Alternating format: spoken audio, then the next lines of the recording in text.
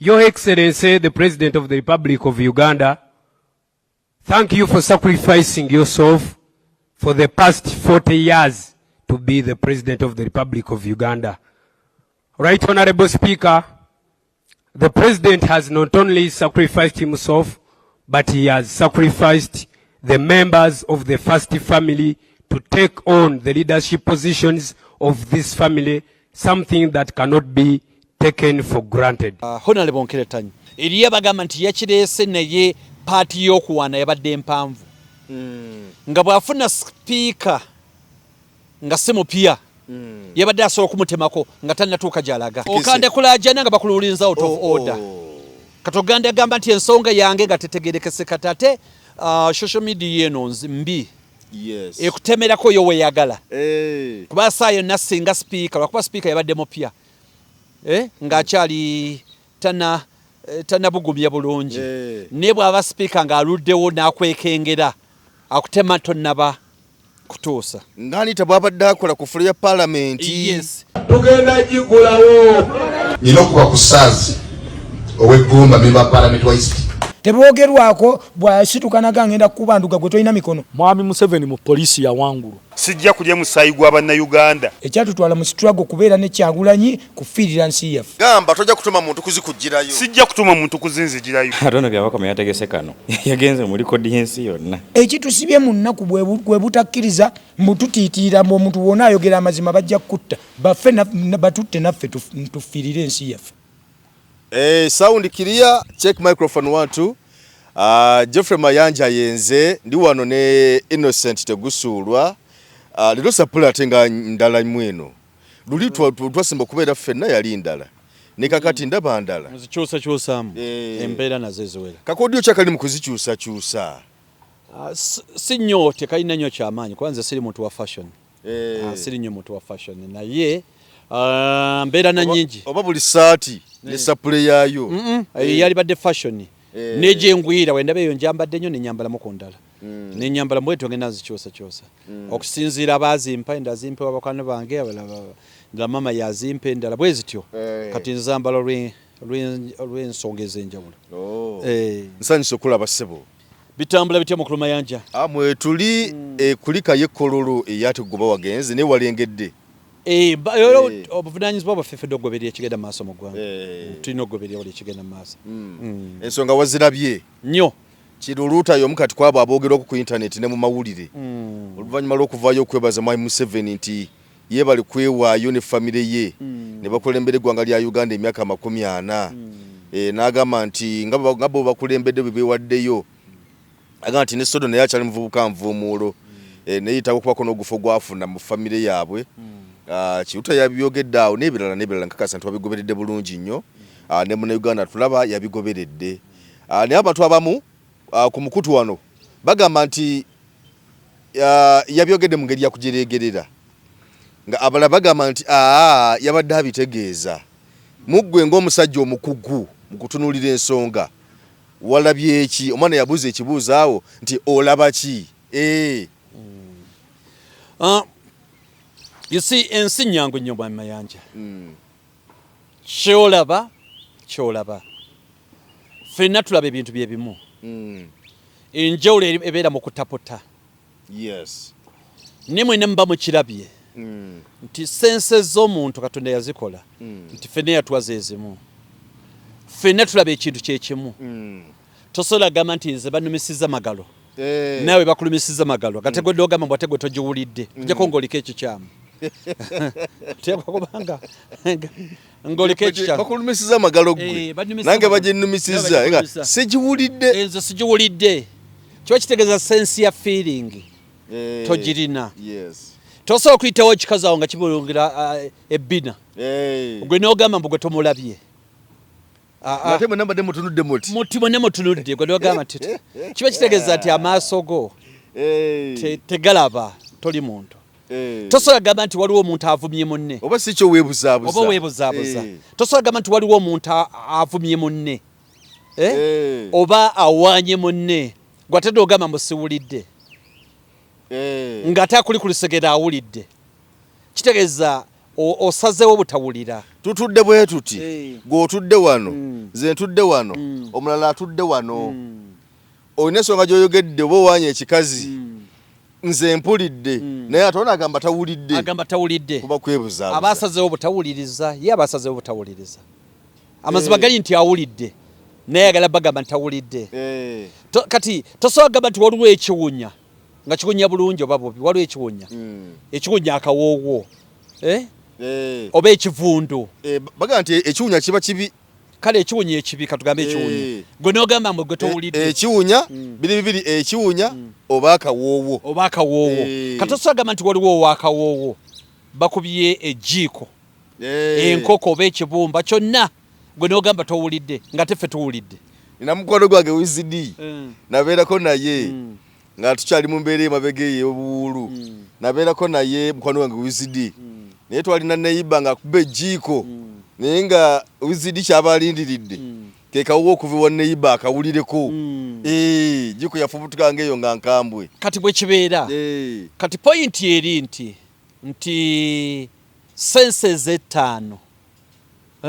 Sensi y'okuwulira si kwe kutu. Kwe kutu. Sensi y'okuwunyiriza si ennyindo. Sensi ya okuwulira si lwe lususu. Sensi y'okulaba si ge maaso. Bulungi nnyo. Kati sensi ezi zonna tulina ze zimu. Ky'olaba ky'oba olabye nange mba nkirabye. Ky'owunyiriza nange mba nkiwunyiriza. Yes. Ky'owulidde nange mba nkoze ki? Oba okiwulidde. N'ekikulumye nange kiba kinnuma. Enjawulo eri mu kutaputa. Oli n'agamba mbu ye tabitegedde. Nze sibitegedde. Tabitegedde. Ate tuli ku nsonga ya kiruluuta. Gye tuliko. Kati eyekololo yabadde ne senses bbiri. Eya kiruluuta. Yabadde yakulaba na kuwulira. Niye abantu abasinga okujjako ng'oli kiggala.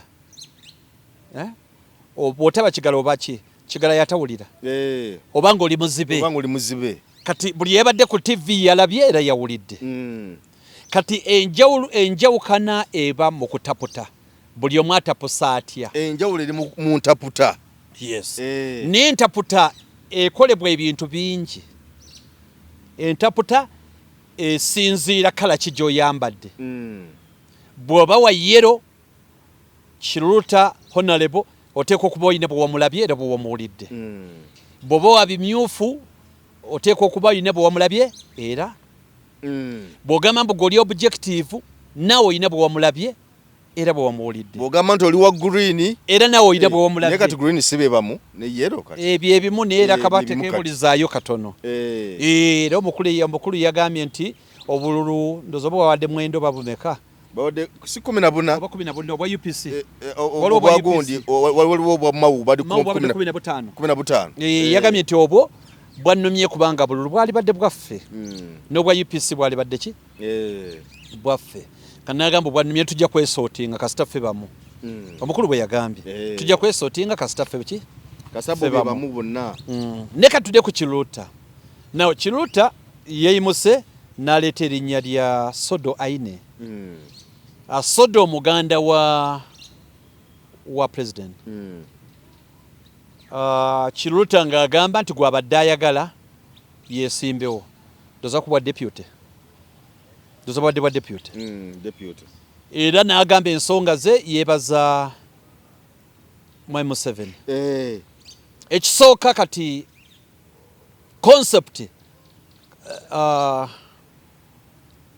n'engeri gy'ogireeseemu byanjawulo kubanga wabadde olina kusooka kumulinda amaleyo olyoka otegeera kikyakola ki kyayogerako oba kyategeeza ne preamble yonna yabadde awaana kuba yamuyise his excellence namuyita president namwebaza okumulonda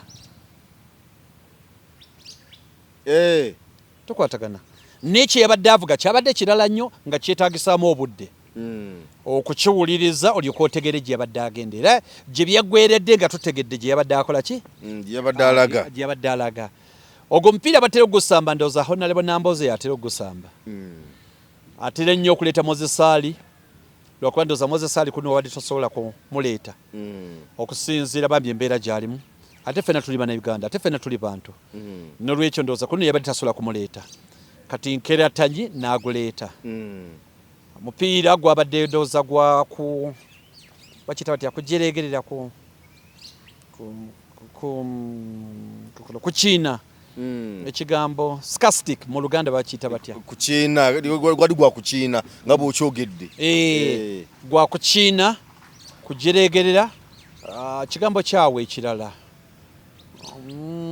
kigambo kikiba kibeyambisa mu Luganda sarcastic simanyi mu Luganda kigambo kituufu naye ndowooza oba byebyo ebiriwo bitusobola okuba nga tweyambisa kyekibadde ekigendererwa kya Nkeratanyi era kyategerekese bulungi Honorable Nkeratanyi kyategerekese bulungi kati naye amaloboozi gajja kusinziira wa gy'ogwa n'engeri gy'obirabamu. 1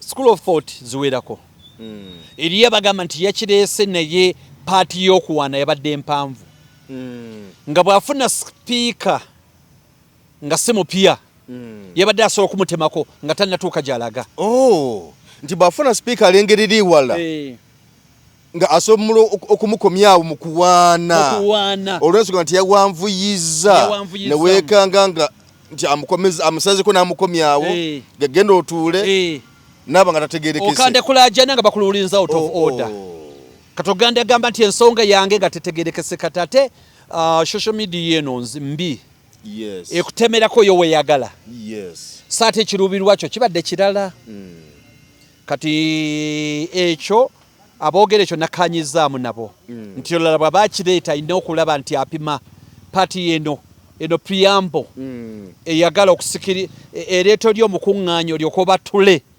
olyoka oleete punchline tolina giwanvuya nnyo kuba saa yonna singa sipiika lwakuba sipiika yabadde mupya ng'akyali tannabugumya bulungi naye bw'aba sipiika ng'aluddewo n'akwekengera akutema tonnaba kutuusa ng'anita bw'abadde akola ku ffulo ya paalamenti waliwo kyeyakola yali ni mumyuka wa ono gwe yatuuza mugagati Attorney General n'amugamba nti otuwaabira otya ewa pulezidenti kati abaaga nti sipiika kannyonnyole kannyonnyole sit tuula era singa otunulira nti Ssaabalamuzi yabadde ayinemu enkola eyo obweddo gye n'agamba kukkiriza bukkiriza toyogera ekirala awo naye Ssaabalamuzi abantu bamumulugunyizaako obukambwe bwasusse yalaze nnyo obuyinza n'obukambwe era nkola yanita amongo mbu yazze bw'ati olugira bw'ati toyongerako ekirala. Waliwo omwami Honorable yabadde mwerabidde erinnya lye yabadde agezaako okuleeta point of procedure n'agamba nti naye bannange be tugenda okulonda lwaki tembawaddeyo eddakiika waakiri 5 buli omu atubuulire lwaki tumulonda. Ssaabalamuzi n'agamba nti ekyo tekiriiwo n'ataputa amateeka awo naye wabadde olaba nga kiringa ekyobuntu kiringa ekyobuntu kati abakubanga Ssaabalamuzi Nkeratanyi gwe yabadde agira nga yakubiriza yabadde ajja mutemako nga tannaba kuggusa kiruubirirwa kye kuba Ssaabalamuzi obwedde engeri gyasambamu omupiira gwa mulala nnyo nti kyalifaananyeeko ne bano aba TikTok abatemamu buvidiyo nti naafuna ng'oli alina waayogera n'akatemako n'atamalayo mboozi eno gye bisembera kutegeera kinyusi. Kati concept ya Honorable Nkeratanyi yo njigula omutima mwe yagireetedde kati School of yeri egamba nti olulala ayanguyeeko tekiniki wano mu delivery basobola okutemako nga tonnakusana tatasinga bakwekengera. Ekyo kimu. Ekyokubiri waliwo School of thought endala nga yeegamba nti naye bannange opposition bweweebwa omukisa okuprovinga keesi yaayo erina kusamba ekyo singa olulala tebakuwa mukisa weemulugunya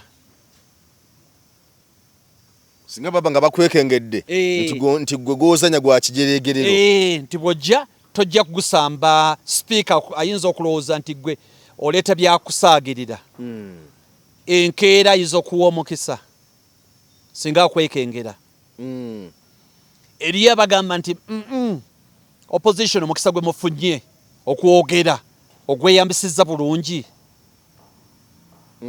okusikiriza bali kati abo nabo gye bali yes eriyo abagamba nti otandise bulungi eriyo abagamba atandise bubi eriyo abagamba nti opposition tetusuubira yo kyamaanyi era omupiira gulina kusambibwa bwe gutyo omupiira gulina kusambibwa bwe gutyo yes kati buli omu naaba nendaba mu y'ebintu ye nga gye twatandikira gye badde nnyonnyola nti buli omu annyonnyola okusinziira wa waakoze eki nga bw'alabye wayimidde naye politics alina ekintu kimu politics ndooza yali waliwo munabyabufuzi ow'amaanyi ddala mu ggwanga muno baali bamuyita Alhaji Ntege Sebagala Alhaji Ntege Sebagala n'agamba there's no bad news bwe yagamba amawulire gonna tokability ngegenda kubeerawo gaba gakola amakulu naddala mu politics gaba gakola amakulu kubanga buli omu agalaba kusinziira bw'ali yes programu gye nasemba okubeera nagamba mwami muganda wange Mayanja teri kituufu ate teri kikyamu badde Shakespeare akyogera bw'olowooza nti kikyamu kikyamu bw'olowooza nti kituufu kituufu abatukwatagana kisinziira wo oyimiridde naki ne bw'okiraba kati azaala Okello Goloza agamba ki kukutibwa kwa Okello agenda tibwa Goloza agamba ki omwana we bamute era nja kola buli kyonna ekyetaagisa omwana ge baleme kuttibwa okusinziira yani oli maama woono era bintu abagenda biraba bulala era yo n'agamba munedda wadde oli maama we kkiriza ekituufu aba alimba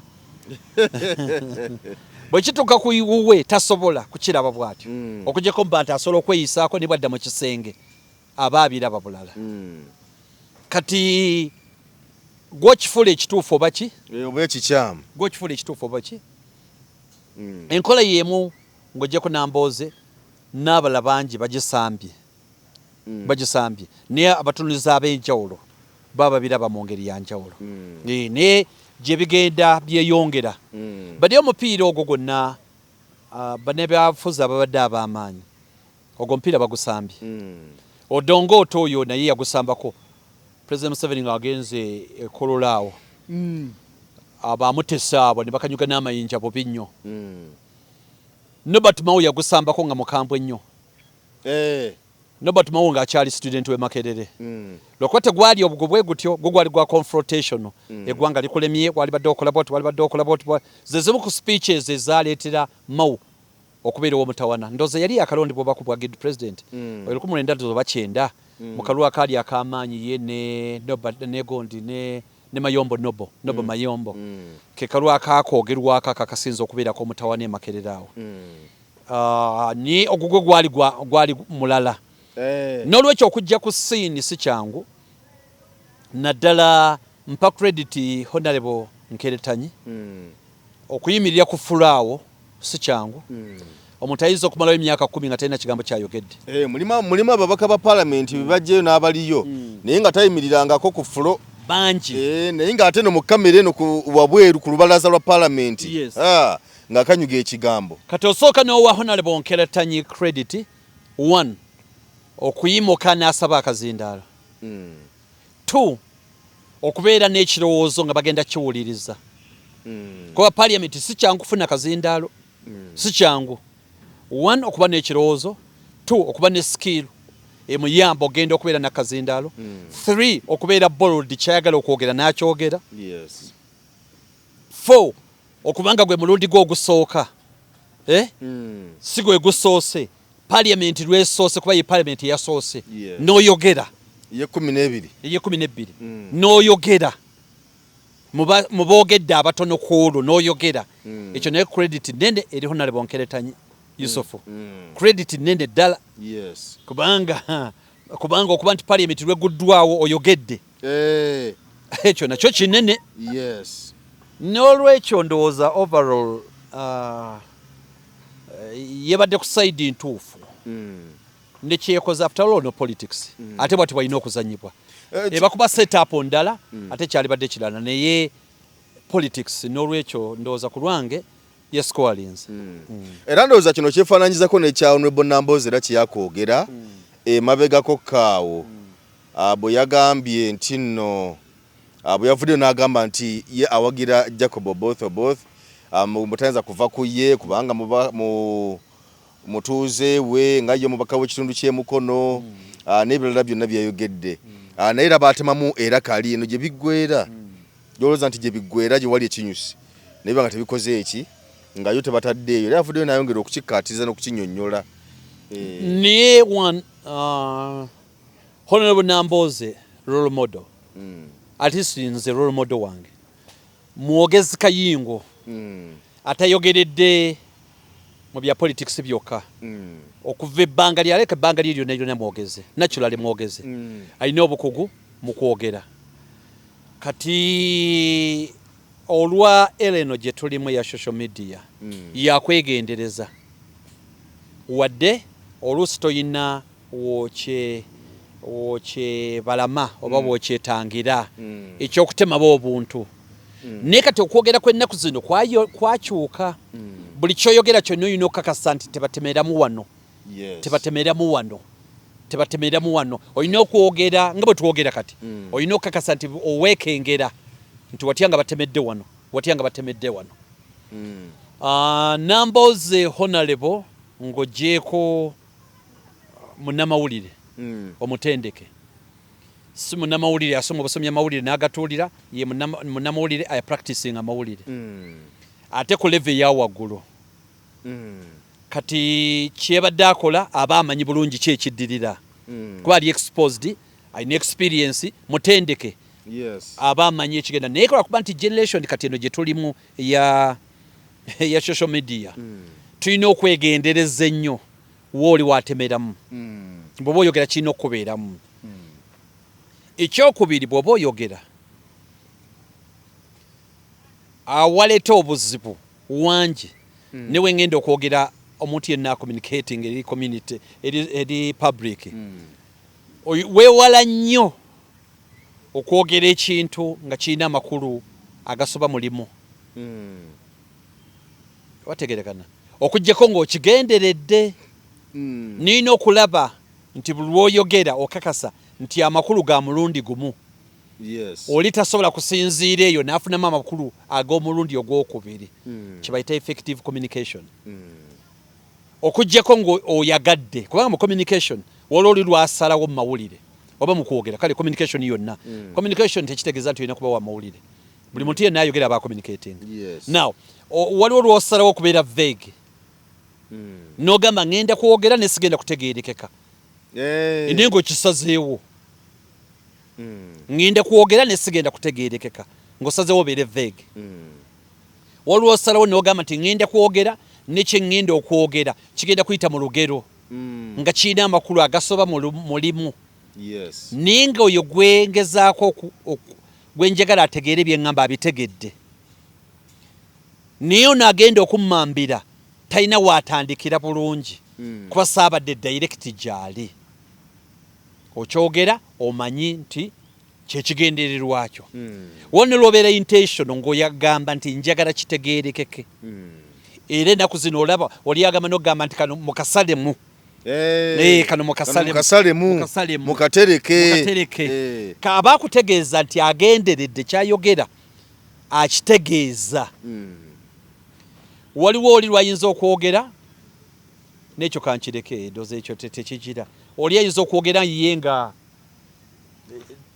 kyayogera tamanyi maanyi gaakyo oba kigenda kutaputwa kitya oba singa omulala kitegeera obulala waliwo okwogera nga totayiminze events bwe zanfoldinga nga byenjogera olwaleero birina kuba condition ku kigenda okubaawo enkya tugeze singa njogera ku mupiira oba omupiira ogenda okusambibwa enkya nyina okubeekera sure nti bino bwe mbyogeredde ng'omupiira tegunnasambibwa omuntu akimanye kuba omuntu ayinza okitwala nti nabyogedde omupiira gumaze kukola ki gusambibwa now kati Honorable Nambooze we yeeyogerera kubanga ntera kulaba ngo ogamba lena kuzo mwezi mmeka ziri bwezi omwezi okumeka kati naye nga mba netangira yes kitegereke nti nakyogera ku olwo saakyogera mabega oba luvannyuma naw kati honorable Namboze era mwemundoze mweyogerere ne honorable speaker wa parliament Kadaga we yali amusabira akalulu ndoza yabadde ayogerera mu mbeera eyo neze context salabye kali party eri we yangedde okunyunyula saafunye mukisa kugiraba neze bwe nalaba bwe yali ayogere kyanzijira mulinze nganze yandabikiranga information ye ti yali egenda wanita yali egenda wanita ngalinga agamba nti alternative yonna ejja ebezze ngalinga agamba nti mind ye bwe namusoma alinga agamba nti fe twagenze dda ku birala tetusobola kubeera kwoli gwe bajjeeko tugenda n'abana bakola ki abaliwo era ayinza n'okuba yakyogerera nga Nuupu tennaba nakulaga Fragabeyala waayo Donasemba okujja no twayogera ku Honorable Paul Mwiru ayesimbye okusaidia Nuupu era ntwala omukisa guno nga sinaba kwerabira kwebaza ababaka ba Nuupu bonna ababaka ndooza tuyina namwenda munna formula yatugendako Honorable Nakimuli yatugendako Kibinyo Mukama mulamuze ekyosa ndooza tuba tusigazanga na 8 Paul Mwiru yafunye obululu 6 kiraga bulazi watali kubuusabuusa nti ababaka ba Nuupu bonna bamuwadde kikitegeeza nayeyongerako n'ababaka abalandoza nga 12 kale oba 11 awo kale nga 11 kubaba yabafunye 6 atuli 8 balinga 12 referenga 12 kale 12 awo ekyabadde kiraga nti Nuupu yefunye ababaka bayo bonna neyegatibwako ne bannankyukakyuka abalala ne bannankyukakyuka abo bensuubira baleka babadde ba FDC ba PPU kubanga PFF kubanga UPC tujisobola okuba nti yawadde waabwe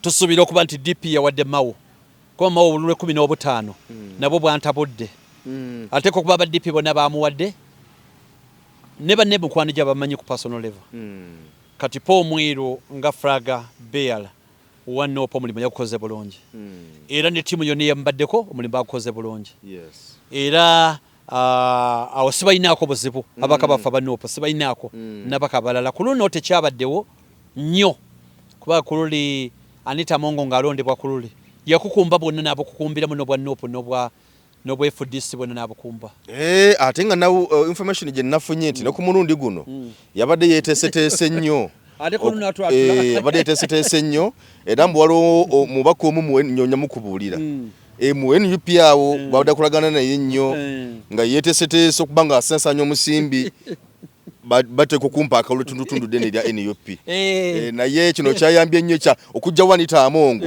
kyayambye nnyo NUP Anita Amongo yabadde ayinza otulabisa n'afuna obululu awo n'obwa opposition n'abukukumbiramu nga bukyabadde mukono mu bakansala Kampala mukono tetwaguddewo n'ekigwo twaguddewo ekigwo naye abo bakansalas emirundi egisinga bannenya bakulu naddala chairman wa district bw'aba waffe bamemba ba parliament abaffe aba Nuupu obutayingira mu baana abo kubakumaakuma kuba ate awo kiba kyesulise nnyo kiba kikulaga birala nnyo kyatukoze bubi ekyemukono kyatukoze bubi naye nga tumaliriza 1 ekya Honorable Nkeretanyi nkugambye 1 yascorinze boxes ezisinga box number 1 okubeera n'obuvumu 2 okubeera ne idea 3 okubeera ne skill emutwala kazindaalo 4 okwogera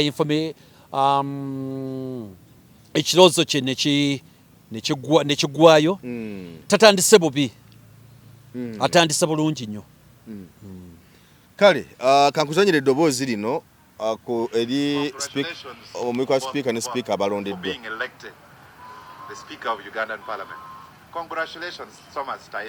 eddoboozi no galiri wansi kandabe oba nfunayo akalala wano kandabe aha kangende wano ngende wano aha we are seeing a criminal being nominated to be the deputy speaker of parliament. That is impunity. And the warning they have to take, Ugandans are not sleeping. We are not sleeping. A thief is being promoted. This is political science. Taibwa is more dirty than Anita. But why is it being shielded? You see, when we are going to senior one, I was in a seminary. A seminary, you have to be celibate. You have to be a virgin. But there were those who came when they were old, they already lost their virginity, and they were spoiling the young ones. They would tell stories of how they would date girls. So I see a situation where Taiwan is going to start showing the way for both of us. That this thing of how as Uganda is not reliable, you get what you can, is going to start showing of both of us certain path. And we shall all lose it. We shall all lose it, as a country. So he's a wrong person for that office. He has been maintained there for tribal reasons. They should have got any other person whose hand is not tainted. When Anita was getting $5,000 allowance for going out of the country, 20 million a night. Taiba was getting 19 million a night. Did he report to the nearest police station? Did he? He was a partner in crime. So they have been doing these things together with Anita. Today now Anita is in the hole, Taiba is brought to breathe. This is not fair. And if the God of Abraham and Jacob would listen to people, these are the people like Taiba should be struck by lightning. Because it's not fair. You commit the same offense, you are taught feathers, and then for you are out and dry. Just because you are Munyankole.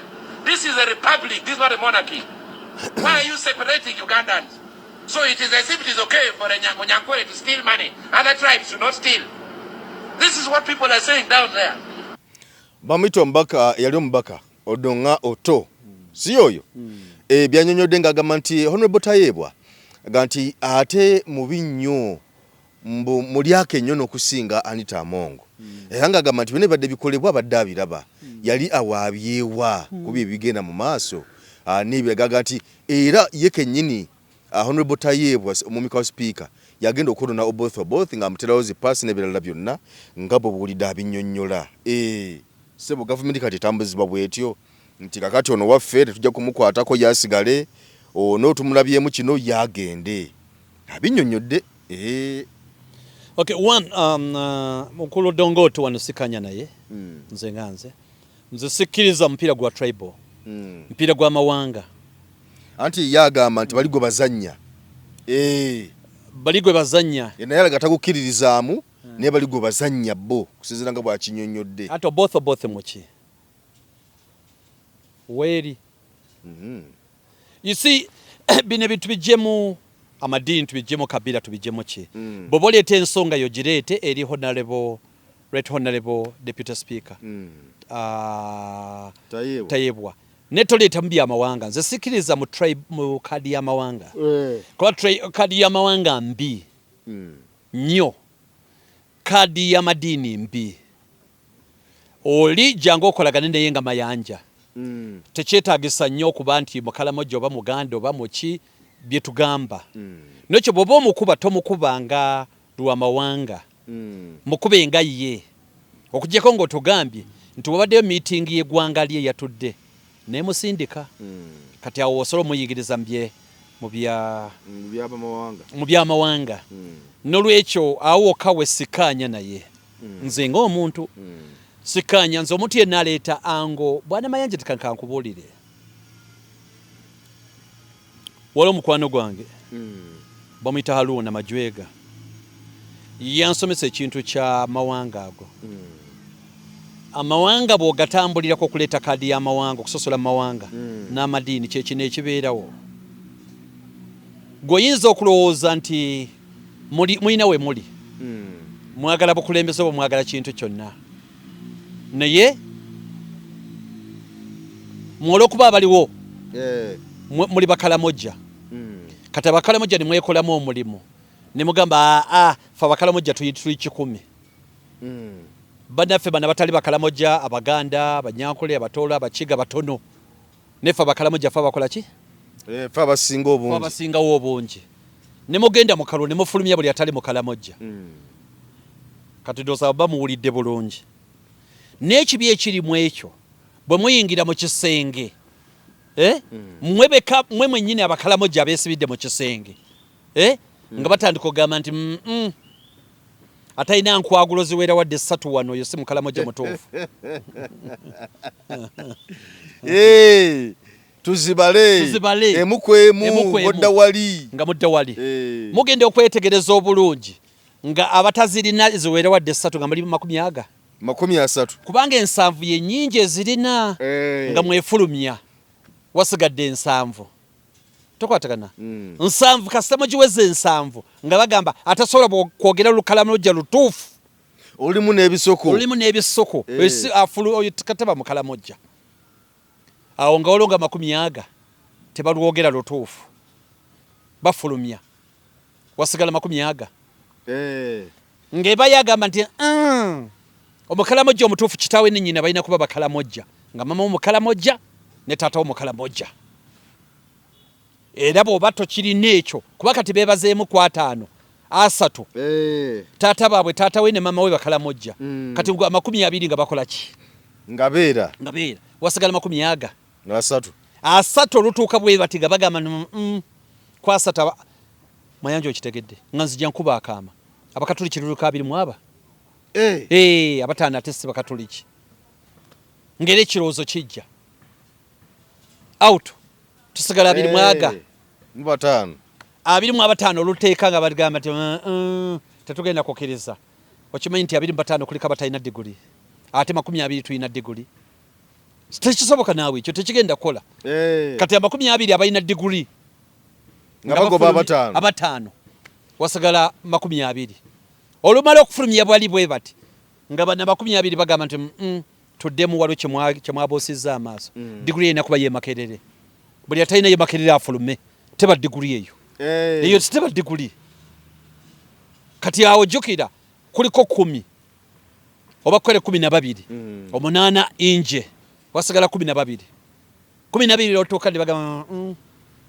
kati kyetugenda okukola wano ng'oli mu Karamoja ninga toli mwana wa mutaka oba okola ki kubanga kati 8 gwo gubazeemu baana babataka bafulumya abaana wasigala bagenda beekyojja bwe batyo paka wasigala omu kati gwe lwokimanya gwe bafulumya lwokimanya nti wakoze byokufulumya abatoolo Abaganda Abakiga Abanyago wakoze byo bafulumya kuba bali badde bakutaasa ate bano bakweyambisiza okufulumya bali n'ekyo okusosola mawanga tekina makulu n'ekiba kigenda kulya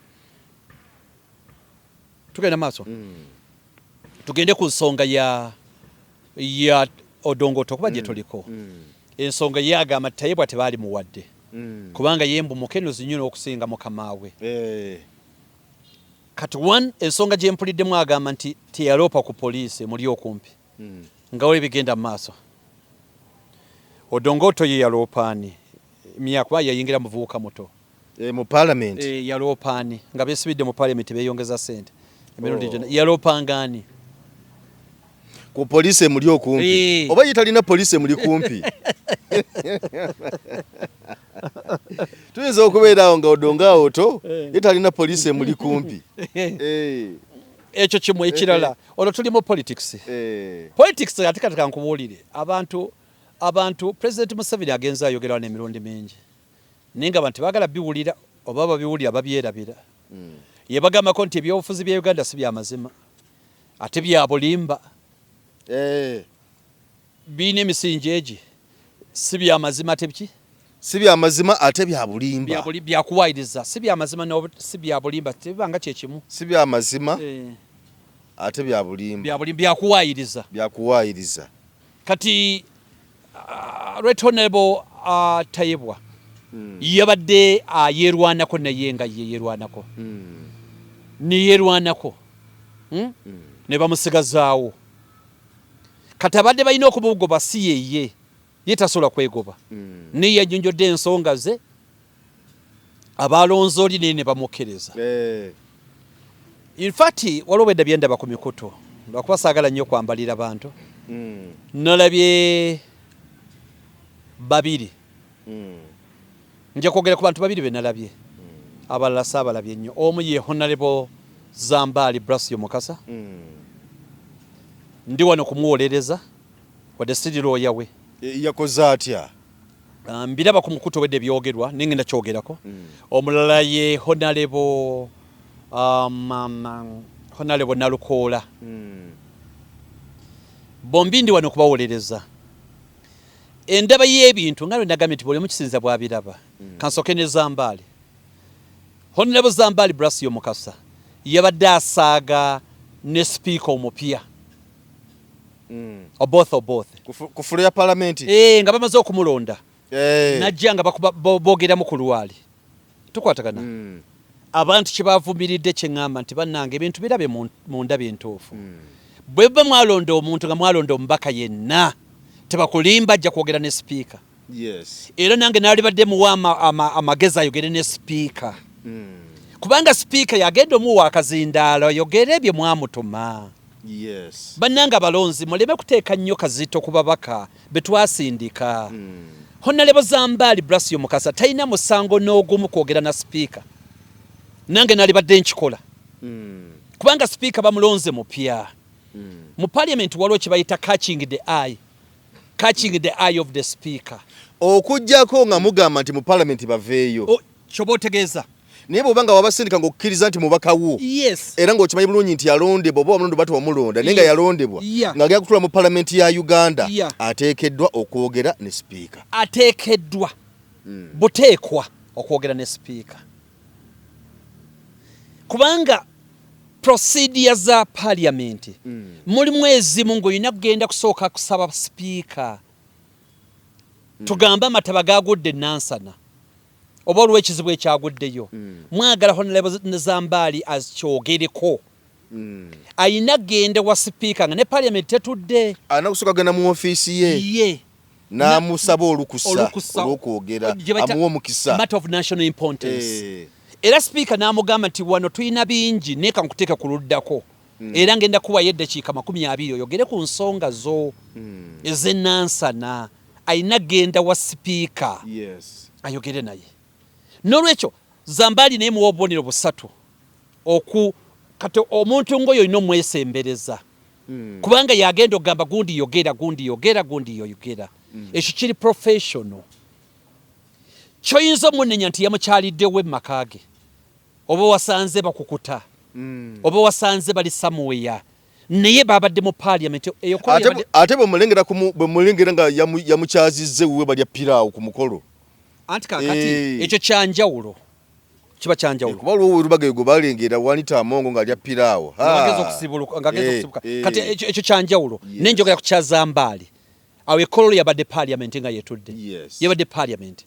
Ogaana otya Zambali okwogera ne speaker mu parliament. Abalonzi nga yagenda okumuwa olukusa okwogera ensonga z'ogwo w'ennansana. Ekyo ndowooza kikyamu mu kulaba okwange.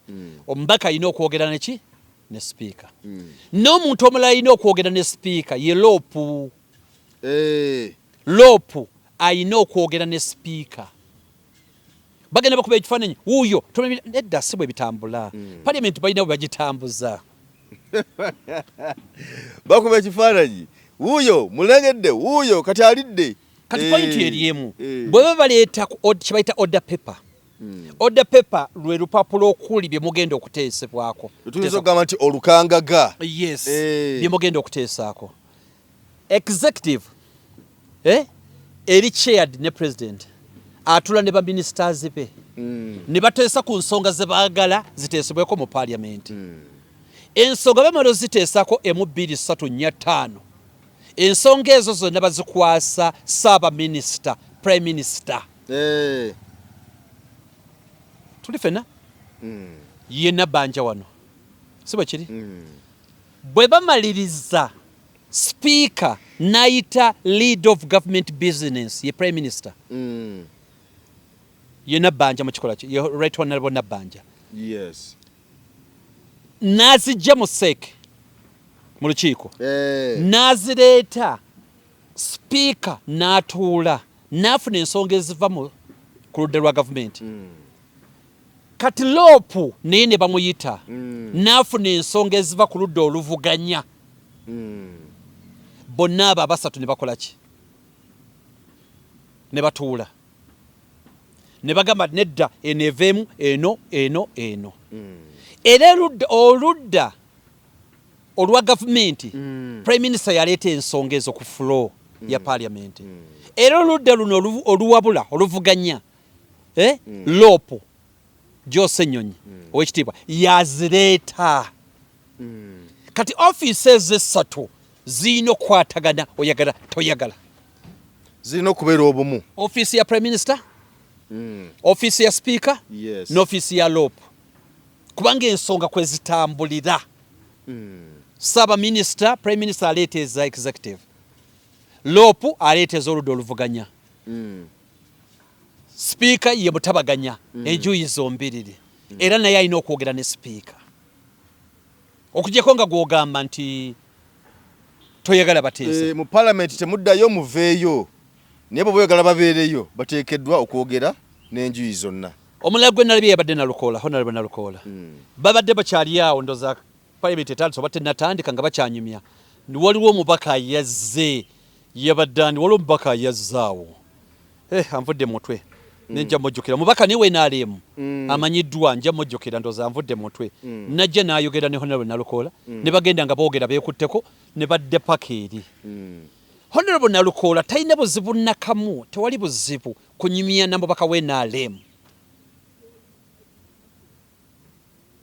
nnyo ddala nga bali mu paliamenti anaamusikiriza atya anaamuguza atya ebirowoozo byena bya nopu ekyo kimu ekyokubiri bamemba ba paliamenti baba beemanyi nga ne politics waliwo ebibagatta nga ne politics tannabaawo nga beemanyi tikitegeeza nti ogwo mukwano gufe toliddamu kunyumya naye ekiro ekyesikkaanye nakyo nze nga tegusuulwa NRM etutwalako ababaka baffe oba ebaguliridde oba ekoze ebatwala aba opposition buzibu kifa okutwala abe NRM nga bwe twaleeta kifuipu waffe Nambeshe ekyo kibi bwe twaleeta ono musajja waffe owa Kasambya musajja waffe Oshabe bwe twamujja mu NRM ne tumuleeta kibi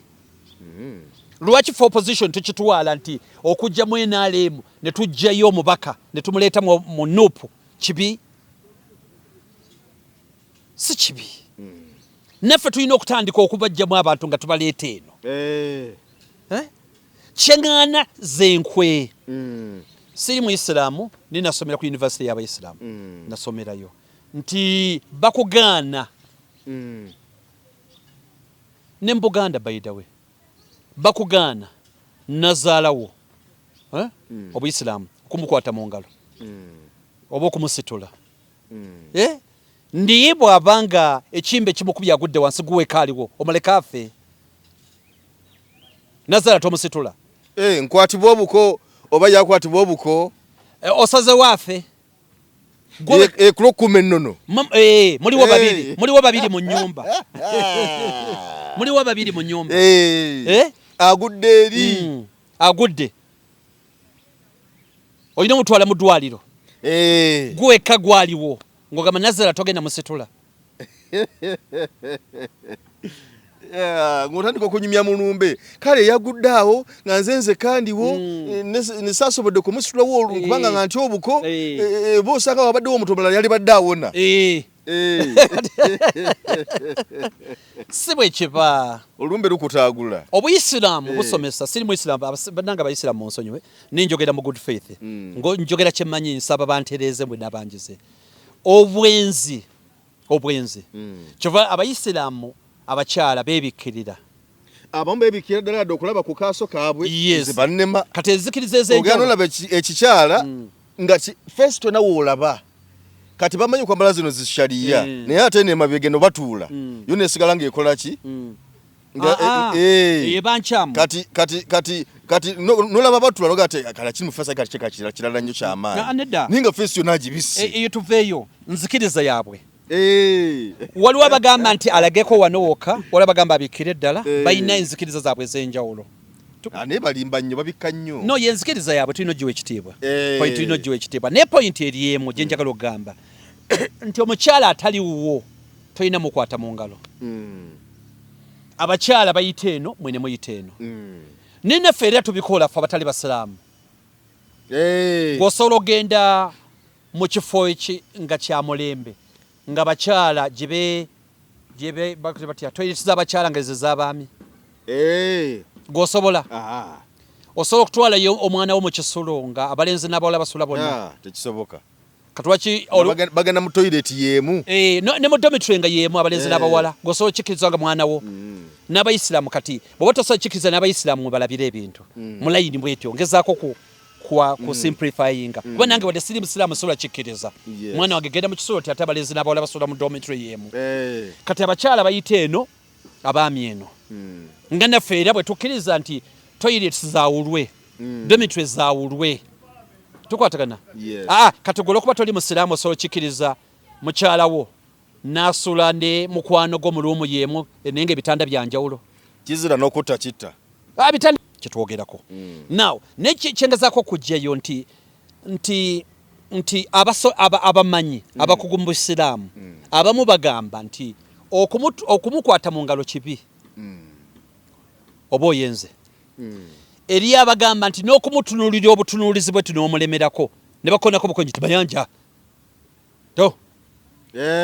buba bwenzi maama nga bwanguwa buba bwenzi n'eriyo abagamba nti nedda obwo si bwenzi kisinziira ki ekyakubadde mu bwongo ekyakubadde mu bwongo kiki ofuukira ki obwenzi naye abala bagamba nti nedda olina kumukwanira ddala bulyoke bufuuke ki obwenzi kati ebyo byonna bikola ki era nagaa nti kale n'okukwana obukwanyi nabwo si bwenzi naye okutuusa nga ogenze naye mu kikolwa eyo tebatuukayo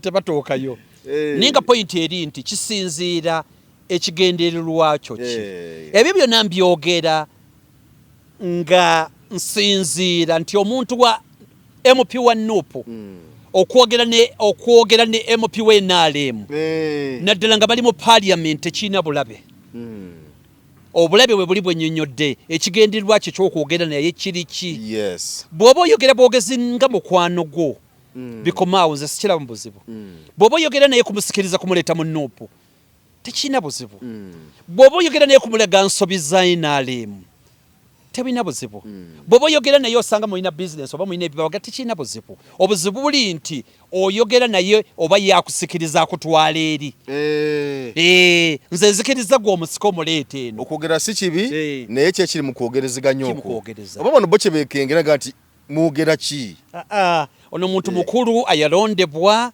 gumwesiga ayogedde naye kiringa kati mayanja katika mayanja katika nkubuuzi singa njogera ne mukyala wo wano ng'otulaba wano ng'otulabira ddala wano kirina buzibu kyekyo nga ntudde wano tuli awo tunyumizaawo twogera sigama tunyumiza lunaku lulamba nti obwedda twogera tunyumaye gyebale biki bigenda biti enkuba yatonye biki kirina buzibu kyekyo tekirina buzibu obuzibu bubeerawo nga mugenze wala nnyo kebayita akafubo n'ekifo nga weekiri ne tuli mu meeting nti baabali twabalengedde budde bwakiro batudde mu kazikiza bali mu mbuzi ey'akafubo badde boogera ekyo kirala n'olwekyo kye mbasaba nti tukkirize ekibiina ky'alabantu tukkirize ntandika okusikiriza okusendasenda ab'ebibiina ebirala bajje mu kibiina kyaffe era tandike ababaka okubatunulira mu ngeri eri feya waliwo abantu abateewalika botasobola kola ki kwewala okujjako olwoli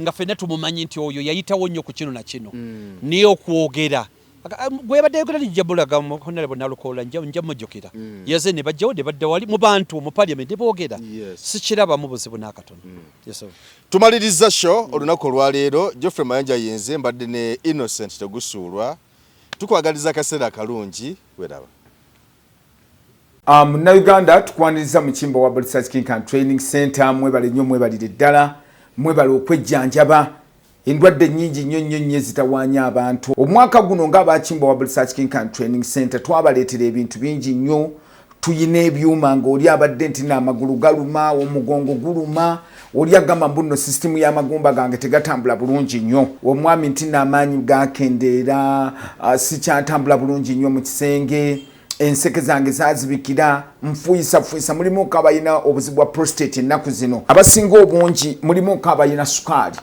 oli nabeera ne sukaali type 1 oba olusi type 2 mulimu ko sukaali ya controlling bw'amangu tulina sabbuuni ono wabeeru mulungi ddala era wa tamalik momwe n'abayinako kenkovu abantu bw'obeera nga mweru kigenderere nnyo bw'obeera nga oli mweru osobola okubeera nti n'okoseza kano bw'obeera nga oli muddugavu osobola okukozesa oyiro waffe ono nabeera nga akuyambye tulina ekyogo ky'emikisa ekyo kisobola kuvaawo nga sikyogeddeeko abantu abatawanyizibwa nti no siweebwa siganja abagadde family planning ey'ekiganda abayina pressure abayina sukaali naye ekyogo ky'emikisa gwe wenna nti siweebwa obulamu bwange bwonna bubadde mu bbato ngenza okusaba emirimu ngezezaako okwagala okugenda ebweru byonna byagaana jangu otutuukirire ng'abakimbo wa Research King and Training Center wetuli ewakaliga tuli wano Mengo opposite Lubiri SS bw'ova ku Lubiri SS obanga aserengeta ku katono awo boyisa kusoti TV ejja kubanga otulaba Munnayuganda w'otudde toyugana sooka enkunyumiza omulanzi Jafari Senkubuga asangibwa ku lusozi Lusaali mu Kyaggwe azze okukukolera ku mbeera embi ekulemeddeko ebintu byo byete bulungi ng'erigenda eddamba omulanzi Jafari Senkubuge omukama Katonda gwe yattululako amaanyi ag'ekisalaziba nga gwalina ebirooto eby'omuddiringanwa by'otategeera va mu kwesumagga dduka za wakayiba ku lusozi Lusaali mu Kyaggwe omulanzi Jafari akunnyonnyola akawonvu n'akagga ate ng'okukukebera kwa bwereere kubanga naye ekirabo omukama teyakimusabaako yadde ennusu naawe alina ebizibu nga biva ku majinni emizimu embeera embi eya buli ngeri mutwalire omugugu gwakutikkule gwe weefunira oluserese tokkalire obubaka buno nga bukukutteko kwatalidda mukono wa ntono oviremu ku siteegi y'e Nakisunga aba bodaboda bakutuuse nga gwava e Kampala ne bw'okwata eryato ku mwala eggaba ne likugobya ekisinsa oba ebule n'obuuza aba bodaboda ojja kuba butoola n'omulanzi Jafari oyinza n'okusooka okumanya ebikukwatako nga tonnagendayo ku bwereere ng'oweereza ekirooto kyo ku nnamba gy'olaba oyinza n'okukuba ku ssimu eno endala awo omulanzi Jafari Senkubuge ye n'obanga omukwasizza kibyago kuserengeta mu Kulubagga.